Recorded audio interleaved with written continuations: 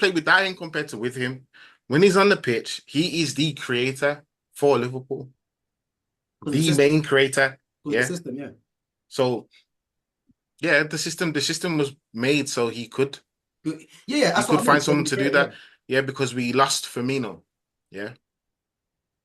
So that's why they brought him, like made him invert. I think we spoke about it before. But in terms of like how much should he earn? In terms of his he's like 180 grand for a what's liability. the Yeah. word? His stature in the game, what he's done for the club, Mm. yeah, the level of his performances and his marketability, all that kind of stuff, will all Mm. factor into the amount he's paid. That's why, as a right back, he's paid that amount of money, and he'll probably get like a good bump. But I don't I, think I, that won't make him the highest. I reckon, yeah, the new contract he signs, I reckon you're Yeah, looking at about 300 grand a week, and that'll close be to the end it. of football. End of football. What are you talking about? 300 grand for a right back. 300 grand for a right back. Okay. Well, Yeah, but this is English tax we're talking about. So we're Yeah. talking. It's not even just English taxes. We're talking about There is no uh way you can pay him breaking. 300 grand. If we're talking about double figures for assists for a right back, yeah, he's the main creator in your team But do you think he'll get that and is the vice under slot? captain. Would he get that under Huh? slot though? Under On slot. this on the slot, if you look at the way Slot plays, he'll have a massive impact on it. Whether Slot inverts him or whether Slot plays in midfield, he'll have a massive like impact on how we play. I think what Slot does with him will change or affect on the signings we do or don't make this season. Mm. So Who, that's why who, I go on, who do you want him to sign Liverpool this season? bro. What is spoken about this? The player Oh, that I want to come into the team is Musiala Musiala, yeah, yeah, yeah. or Kravatskelia. They're the players that I would want to come to the team. Out Nori. When it comes to the middle of the park, I'm less fussed if I'm being honest, Mm. because I'm one of the people who believe that Stefan Bajcetic will be ready sooner than people think. I think that it would be good to get another body in there. Yeah. I don't know how Slap will want to set out the middle of the park, which is why I don't know if he wants Trent in the middle, and if he has him in there, is it going to be a pivot? What kind of player does he want next to him? Because especially because of the amount we keep the ball and how he likes to build up or how he likes to structure himself defensively, because that's the more rigid side of his style of play. I Mm. don't know if we're going to need like a destroyer or if you want someone who's going to be controlling the tempo. I don't know what kind of defensive player he wants there. So that's the part I'd have to see first for me to say, okay, I'd want Emerson, or I'd want that Portuguese geezer. What's it? No, is he Portuguese? Plays for Benfica. I Um, never. yeah, yeah. So like, what type of player it is? I have no idea. Yeah. You know what? I think with Liverpool, I think Liverpool have that I think the core of their team, if you look at obviously you've got Allison, Van Dijk still, Konate, who I think is good. If you look at the middle of their team, Alexis McAllister, um, that part of it's good.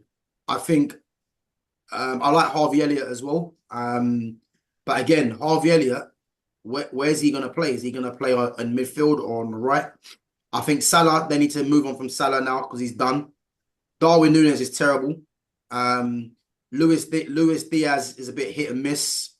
Jota is very good, but can he stay fit? Who else you got there? Szoboszlai is a fraud. Let's be honest. Apart from him striking the ball and flicking his hair in the camera every so often, what else does he do? You know. Okay. I think Endo's got bare energy, but just fouls everyone. You know.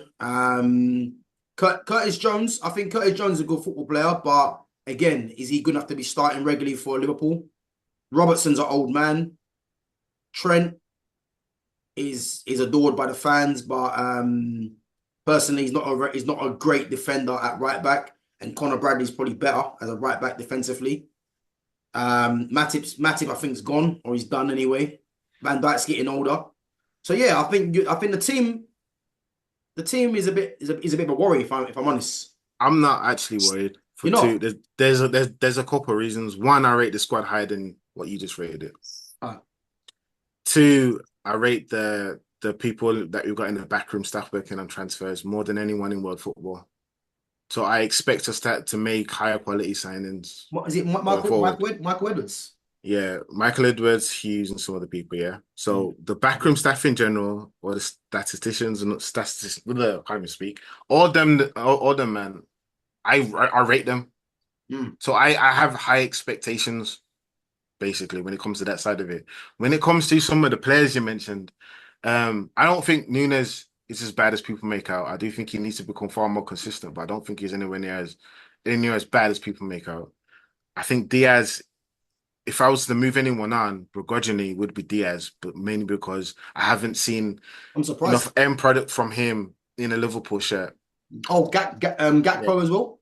Gakpo, when it comes to him, I would move him on before Nunes, but I do think like there's like I think we have enough space in the squad to give him time, basically, given his age and whatnot, and at least to play him in his correct position more, instead of bringing him in to play as a false nine or something, which is not his game. So there are certain, and I don't think Salah's done that yet, but what I do think is that we should buy our Salah replacement this season, this summer, Who would that and be? and keep Salah in the team. I don't personally think it has to be a direct like positional replacement. Like for example, your new Mo Salah could be on the left, or your new Mo Salah could be an attacking mid, or something like that. Mm. New Mo Salah could be a Musiala, for example. But I don't think it has to be an actual like for like. It just has to be someone who's, what I mean, he can cut the mustard, You need to leave Musiala alone, man. He can't. Yeah. bro. Like I that's can't see. my I see him going City if anyone. If I see Hey, him. you know who I think Liverpool should target for that right hand side. Yeah, one. there's two players who I think could do well. One's Pedro Neto, yeah, Nah, no, and the other one is Francisco Conceição from Porto. nah. You don't think, no? Nah, Neto is an amazing player, but he's injured. His injury record is terrible. And if you're replacing someone like Salah in the team, like like I said before, it doesn't have to be like for like, Yeah, but you have to be someone that can be relied upon for most of the season. yeah. And I can't like if I was gonna say a player that I would be happy being brought in, I would have no complaints, would be Kravatskelia. Just because You like him, innit? You like him. I like But his he's another player mentality. that's hard to get. Yeah, I like his mentality. Mm. So if you watched him play for Georgia, even though he's the main guy, he tries to bring the best out of the players around him while trying to carry the team. He's the most captain like non-captain. Yeah, he's that Mm. type of player. So his mentality like is very similar to what is similar in ways to what Salah is for Egypt. He's that guy. So he deals with that pressure all the time. If you're gonna come to Liverpool and replace Salah, I would kind of want someone with a strong mentality or somebody with like a ton of like promise. Yeah, but And if but it's go but on, and this is the problem in football now, though. I think the way football is now, there's not too many of these players about. So nah, there are, you think? yeah. Turkey have a bunch of them. Kravatskelia is one of them. Like if you go through most of the smaller countries in Yeah, the they got Euros, loads. they've all They got a got player loads. like that. Yeah. No, but okay. Tell me who But you take from them it's smaller if countries. you if it's taking a risk on a smaller player, that's the thing. And I think people just want ready made, someone Yeah, but who's it's okay. already. Put it this way: if we went out and somehow, through some weird voodoo business, got Lamar, yeah, I wouldn't be happy if we sold Salah this summer with that type of player. Yeah, but that's I would want Salah I to think that's stick around because. for at least a year, at least But another I think season. you're thinking more because of the numbers, isn't it? That's what it is. No, it's not just because of the numbers. I want someone to like come in to slowly take on the pressure. So if Salah stays for another season, the numbers, which is an important part of it, Salah's still going to be seen as the one responsible for it. This Yeah. person is going to be judged heavily, but nowhere near as heavily as if Salah was sold this summer. So we sold Salah and we brought in a Musiala or we brought in a Lamar, for example. It's just an example, a hypothetical.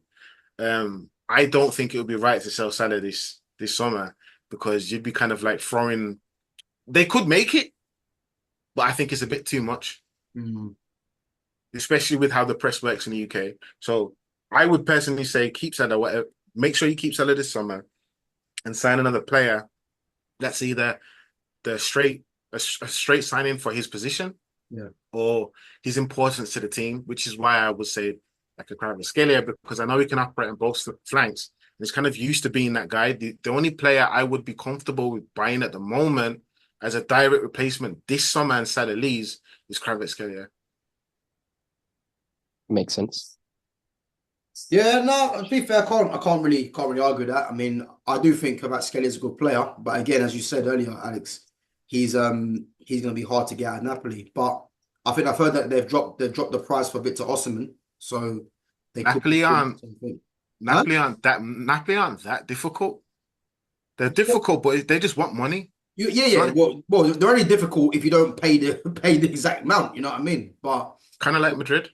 If you want to buy one of their players, pay what they're asking for, and you can get it. Yeah. But I think they were asking for 120 mil from Osimhen. I think it's dropped down to, I believe, 70 now. Apparently. Yeah. And Kravatskelia is probably going to be something similar.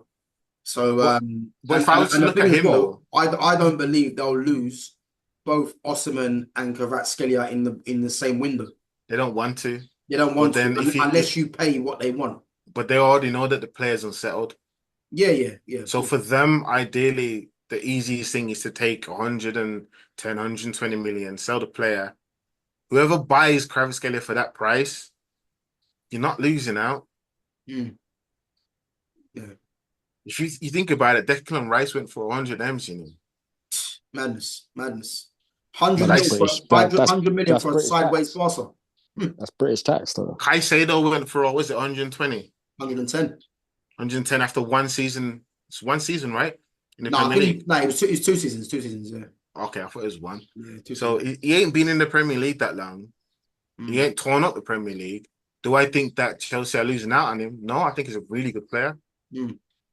So I think it comes down to whether it's worth it. And I think with the overinflated prices these days, if I'm picking up Kravatskelia for 110, 120, I'm laughing.